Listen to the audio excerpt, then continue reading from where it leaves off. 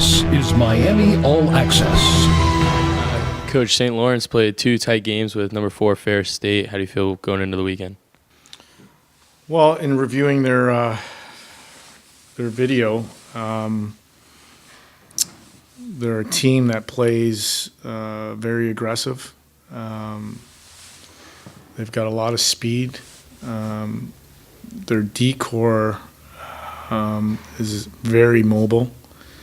And so they're a team that's constantly pressuring you. And if you're not ready to play, they'll create, some turnovers and make you pay. So we're going to have to make sure that, A, our mindset is right, B, that we're ready to compete and we're ready to play a solid game in all 3 zones. Now, you had a lot of shots on Saturday but struggled to find the net. St. Lawrence also has a good goaltender. What do you do to battle that? Well, I mean, I'm not so much concerned about scoring goals as opposed to, getting chances. So, and it's not to say that we don't want to score goals, because we do. But if you're getting the scoring chances, I think we've got some guys that can score some goals.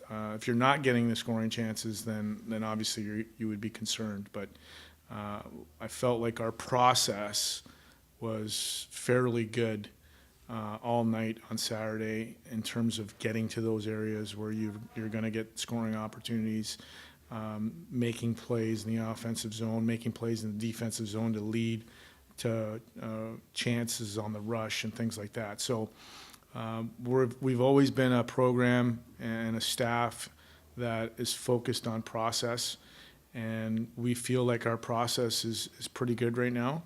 And hopefully when the puck's going in, the puck's going in. And if it's not, then you've got to play solid defensively, and you've got to do other things that will allow you an opportunity to be in the game and to win the game. And that's what I think we did on Saturday. So I was really happy with that. There's still so many things to get better at. But we're taking it one day at a time and making sure that we're taking steps towards that. Now, on the flip side, you held Ohio State to 1 goal each night. What do you do defensively to continue that? Well, same stuff that we're doing. We've got to make sure that we're solid on our tracking and sorting out on the way back. We've got to make sure that our D zone is tight and our responsibilities. Everybody knows their responsibilities in the D zone, and that we're competing in second effort, third effort. And then obviously I think when you have the puck and you're possessing the puck, that's a pretty good defense as well. And if we can do those things, then we're going to have some success.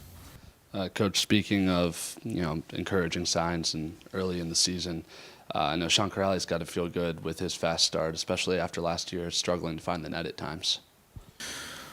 Well, I think again, Sean has had a good couple of weeks, but he's no different than the rest of the team. We've got to get better in a lot of areas. We've got to clean some stuff up. He knows it. The team knows it. But we're also in our 3rd week of full practice. So we're getting better each and every day. I said this. I think I said this last week to the media. We're a team that's got a lot of good pieces, and we're starting to put those pieces in place. And the guys are doing a good job of staying focused from day to day on the work that needs to be done, the compete level, the execution. Playing their roles and making sure that our team comes first is most important, regardless of which individual is getting the accolades on the game, in certain games and stuff like that. The team has to come first, and the guys are doing a real good job of that. Our leadership is keeping the guys honest and holding the guys accountable to that, and they're holding each other accountable. So as we progress through the weeks, we've got to make sure that we're maintaining that. On the blue line as well, you guys look like you're shoring it up a lot early on and fixing some of those mistakes you were talking about last year, maybe not looking as sharp on the blue line. Belpedio especially, as a young guy, you've never shied away from playing freshman. And is he fitting in how you thought he would? Well, I think Louis playing really well. I think Scott Dornbrock, Colin Sullivan, those guys have added some competition on the D-core.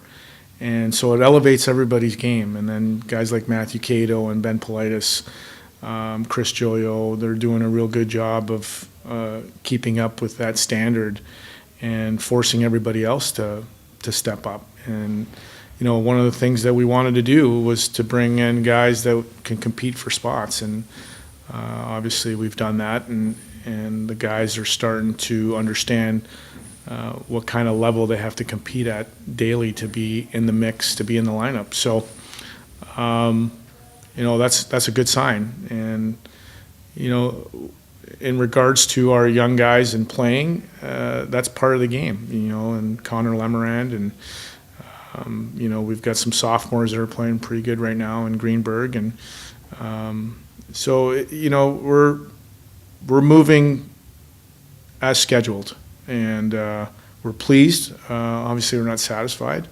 We've got a long way to go, and we'll just keep working. Thanks, guys.